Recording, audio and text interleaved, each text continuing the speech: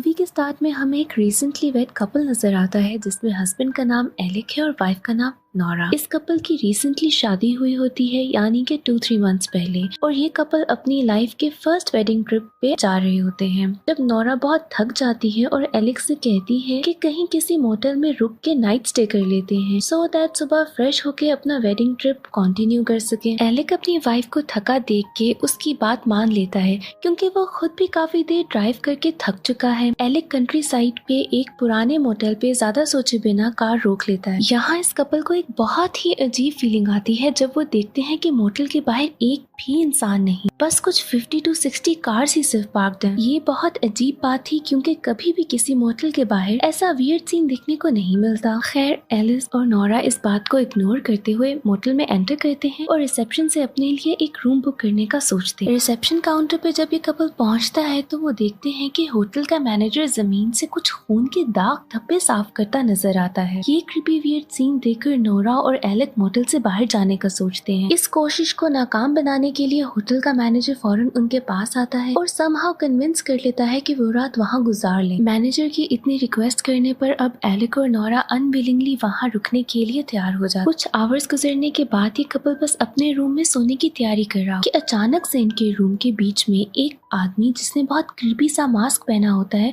और उसके हाथ में एक हथौड़ा होता है कहीं न कहीं से आ जाता है। वो ये हथौड़ा इन दोनों के सर पे मारता है जिसकी वजह से ये दोनों बेहोश हो जाते हैं। अब यहाँ से सीन नेक्स्ट डे से स्टार्ट होता है जहाँ पे नोरा और एलेक पे ही फोकस किया जाता है। इनके सामने वही वियर्ड मास्क पहने हुए लोग होते हैं जिनके मास्क पे डिफरेंट किस्म के एनिमल फेसेस बने होते हैं। अब वो इस कपल को एनिमल केजेस में बंद करके एक फार्म हाउस में ले जाते हैं। वहाँ एरिक और नोरा को देखने को मिलता है कि उनकी तरह और लोग भी पिंजरों में बंद हैं। ये सब वही लोग थे जो इस मोटल में रुकने के लिए आए थे। वेल, इनको यहाँ पर क्यों बांधा गया था, क्यों लेकर आया गया था, ये आप लोगों को थोड़ी देर तक पता चल जाएगा। अभी बेचारी नोरा इस सब को समझने की कोशिश ही कर रही थी कि 3 से 4 लोग जिन्होंने मास्क पहना हुआ था इस फार्म में एंटर करते हैं। वो नोरा के पास वाले केज में एक टीनेज लड़की के पास जाते हैं और उसके हाथ और पैर बांध देते हैं। इसके बाद वो बहुत ही ज्यादा दर्दनाक तरीके से उसके हाथ पांव को काट देते हैं और उसके सारे बॉडी पार्ट्स को निकालकर एक लोहे की बाल्टी में डाल देते हैं और बाकी जो कुछ वेस्ट बचता है उसको बहुत बेरहमी से खाकर उस लड़की को मार देते हैं। लेकिन अभी इतना ही नहीं,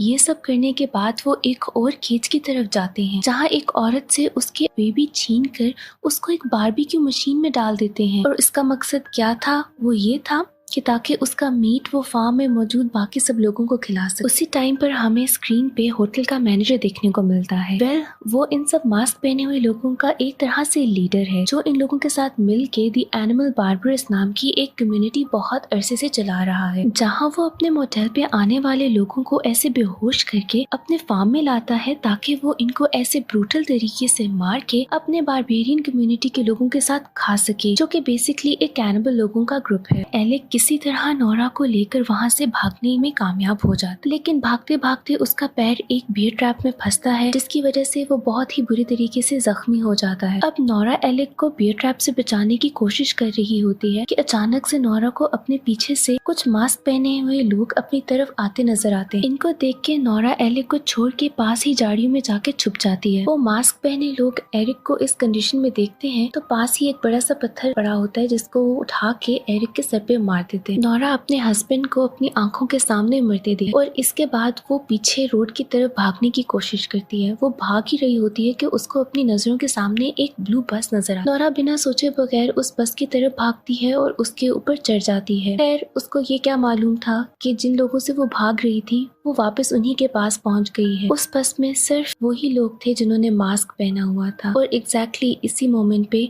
मूवी हमारी एंड हो जाती है। मूवी के स्टार्ट में हमें एक एसयूवी गाड़ी नजर आती है जिसमें कुछ टीनेजर्स ट्रैवल कर रहे हैं। मिलकर ये लोग वेकर्स जाना चाहते हैं। गाड़ी अब एक सुनसान इलाके से गुजर रही है कि अचानक से गाड़ी के पीछे वाला टायर फट जाता है। अब सारे टीनेजर्स बाहर निकलते हैं इस होप के साथ कि शायद कोई गुजरती हुई गाड़ी इनकी हेल्प कर दे, पर अफसोस ना कोई गाड़ी गुजरती है और ना ही कोई इंसान। दूर दूर तक कोई ऐसी जगह नहीं है जहाँ पे वो मदद ले सके। अब इस सिचुएशन को हैंडल करने के लिए उन टीनेजर्स में से एक लड़का जिसका नाम जेफ है सोचता है कि वो खुद ही टायर को चेंज कर ले। टायर को करीब से देखने पर जेफ को वहाँ एक बुलेट मिलती है। अब इससे तो ये बात क्लियर होगी कि किसी ने जानबूझ के गाड़ी का टायर फाड़ा था, बट किसी ने ऐसा क्यों किया और वो कौन है ये तो मूवी देखकर ही पता चलेगा। जेफ अब अपने दोस्तों को इस बारे में बताने का सोच ही रहा होता है कि अचानक से सबको जेफ के चीखने की आवाज आती है। दोस्तों में से एक लड़की जिसका नाम सारा है वो जेफ के पास जाती है। जेफ के पास जाते ही देखती है कि हर तरफ खून है और जेफ जमीन पर गिरा हुआ है। सारा देखती है कि जेफ के सर पे किसी ने गोली मारी है जिसकी वजह से इतना खून निकल रहा है। वो परेशान होकर घबरा के अपने दोस्तों के पास जाती, मगर इससे पहले कि वो उनको कुछ बताती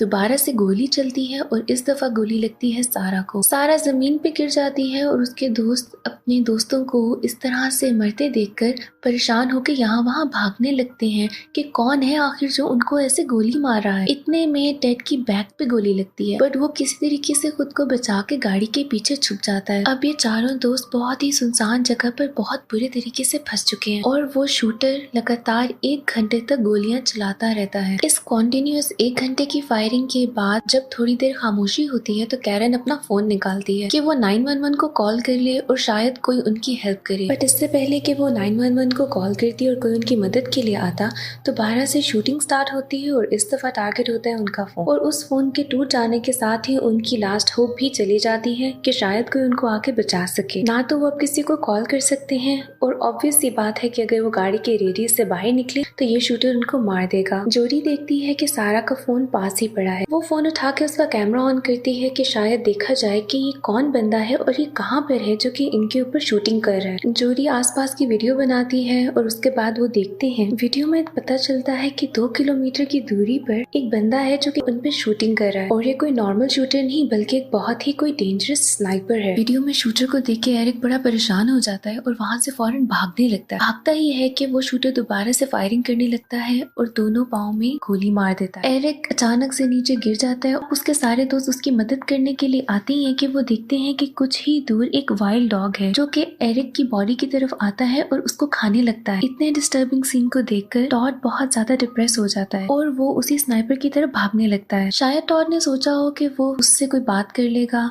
और हो सकता है कि वो बच जाए, लेकिन इससे पहले कि वो उसके कुछ भी करीब पहुंचता दोबारा से फायरिंग स्टार्ट होती है और फायरिंग से टॉड मर जाता है। उसी टाइम दूर से इन्हें एक गाड़ी आते हुए नजर आती है जिसमें एक छोटी सी फैमिली, एक कपल और उनकी एक बेटी। वो भी इसी सुनसान सी सड़क से गुजर रहे होते हैं कि अचानक से वही शूटर इनकी गाड़ी पर भी फायरिंग करने लग जाता है जिससे इनकी गाड़ी बिल्कुल आउट ऑफ कंट्रोल हो जाती है और इन टीनेजर्स की गाड़ी के साथ आके टकरा जाती है। टक्कर लगने से उसी टाइम पे वाइफ की डेथ हो जाती है और हस्बैंड गाड़ी से बाहर निकलता ही है कि शूटर दोबारा से फायरिंग करने लग जाता है। उनकी गाड़ी से अब पेट्रोल हर तरफ बह रहा होता है और फायरिंग की वजह से आग लग जाती है। आग लगने से अब हस्बैंड की बॉडी को भी आग लग गई है और उसकी भी डेथ इसी तरीके से हो जाती है। अब पीछे सिर्फ वो छोटी बच्ची बचती है जो कि अपने पेरेंट्स की इतनी पेनफुल डेथ देखकर बहुत परेशान हो जाती है और घबरा कर भागने लगती है। इतने में फिर से वो स्नाइपर शूटिंग करने लगता है और उस छोटी सी बच्ची को भी मार देता है। अब आसपास हर तरफ आग और धुआं है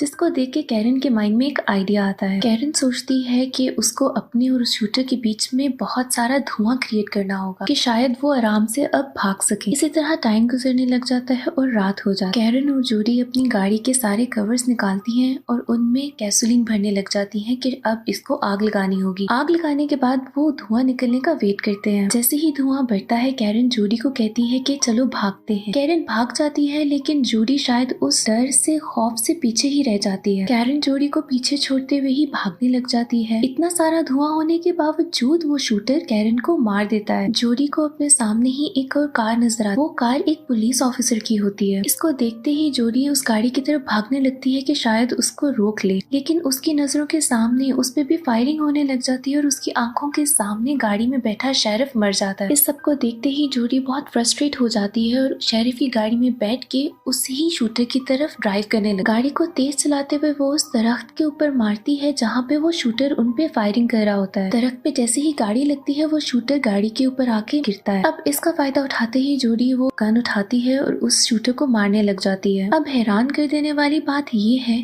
कि जिस गन से जोडी इस शूटर को मार रही होती है वो फुली लोडेड होती है और ऐसे में वो गन चल जाती है जोडी से और उसको खुद लग जाती है और ऐसे ही उसकी भी मौत हो जाती है। इसी मोमेंट पे ये मूवी सैडली एंड हो जाती है। इस मूवी के एंड में ना तो विलन बचा और ना ही कोई हीरो।